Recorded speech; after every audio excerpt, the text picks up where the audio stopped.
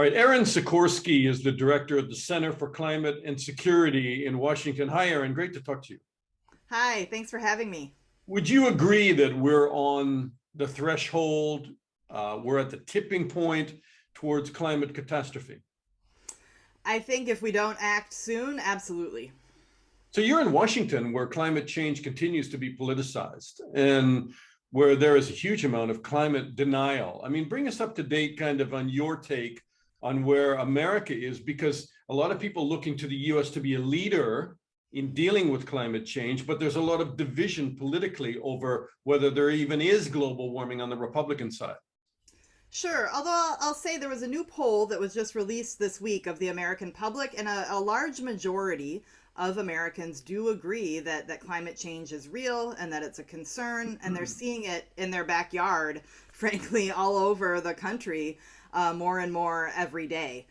And I think the debate in Congress right now is showing that there's been a shift over the past few years of a debate between is climate real or not to, okay, what do we do about it, which is a healthier debate to have.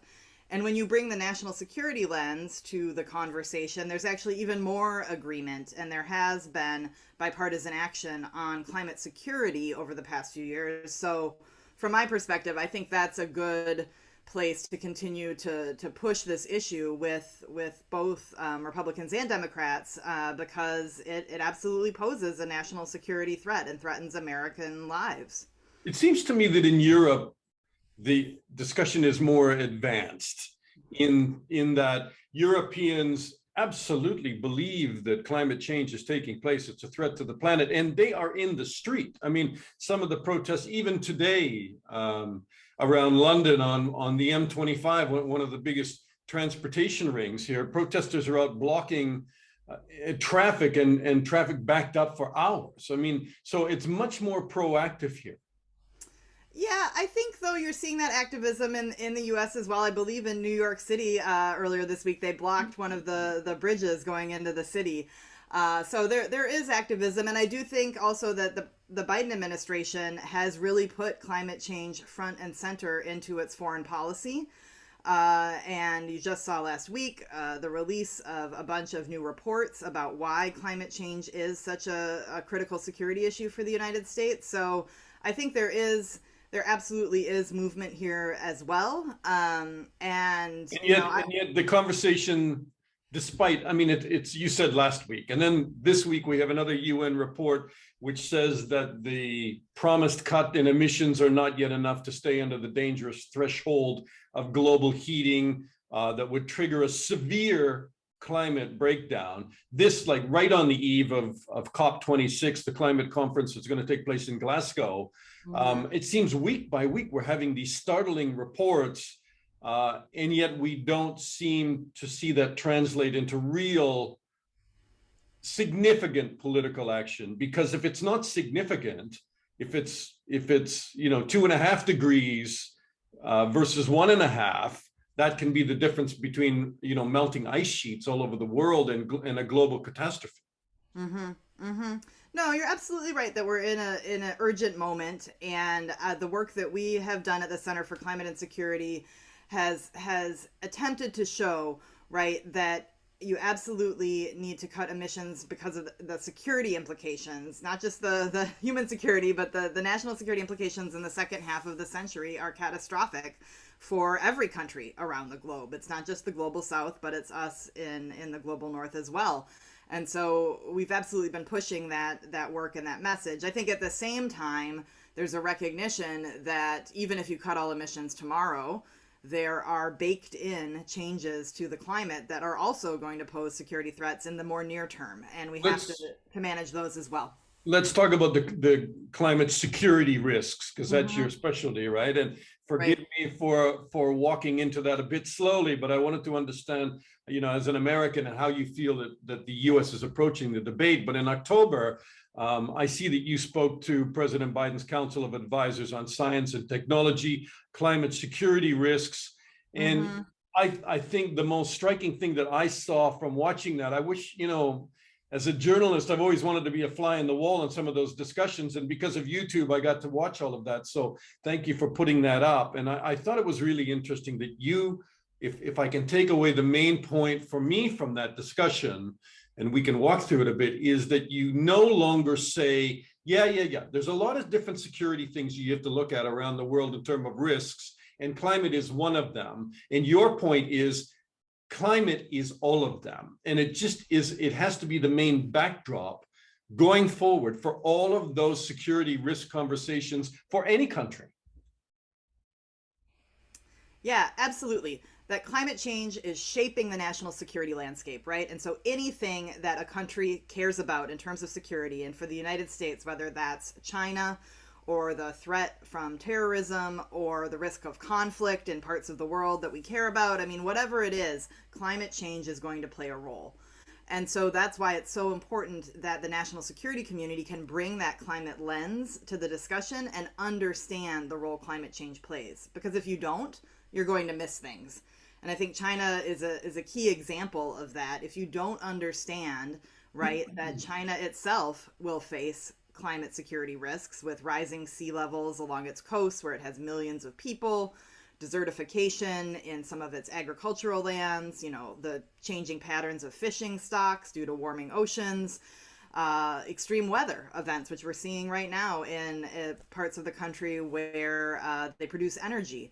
If you don't understand that on the US side and how that shapes Chinese decision making, how that shapes Chinese foreign policy and behavior, you're not going to get the questions right about competing with China. And so I think. And then you made the point even in the United States about Yeah. how even in the last year, and you can, you know, give me a couple of examples of it, how the US military has been directly impacted in terms of training, deployment, its military bases by climate. Yeah, absolutely. So the U.S. military bases on the Gulf Coast have sustained billions of dollars of damage due to strengthened hurricanes because of climate change. Or you look at California, and the wildfires there in recent years have forced the evacuation of military bases, have curtailed training days because of poor air quality, as well as, you know, troops being diverted to help fight fires in California and not train for other missions. And so all of that poses a security risk to the U.S. as well, and is one that I would argue that in that case, I think the Defense Department recognizes that risk and threat and has developed a climate adaptation plan, which they released a few weeks ago to address some of those risks. But as we were discussing earlier, adaptation only gets you so far, right? Adaptation only gets you so far. And you really need to also be able to walk and chew gum and focus on mitigation as well. So give me some examples in your kind of scope of studies where you think that future conflicts will revolve around some of the issues of climate change, whether it be migration, flood, famine, lack of water, fires, I guess all of those. Yeah, I mean, honestly, you can take the globe and spin it and put your finger down, and you can probably describe a climate security risk going forward. But a few places I'm particularly concerned about. One is, of course, the Middle East and the Levant, where you have rising temperatures, you have concerns about water in rivers there that are shared between countries. And you look at what happened this summer in Iran, in Iraq, in Lebanon, where protesters hit the streets because, in part, due to climate change, right? Drought and temperature rise, combining with poor governance and corruption and mismanagement of natural resources, led to water shortages, to energy shortages. And so I think it's that layering, right, effect of climate shocks on top of already challenging issues that could spark further conflict. I'm also worried about South Asia and the shared river basins between India and China and India and Pakistan. And as, you know, those rivers, shared rivers start up in the Himalayan basin in China, and as climate change reshapes the water flow of those rivers, but you also have Chinese dam building, you have low trust relationships between all those three countries who are all nuclear armed, right? I think there's real. No small point, by the way.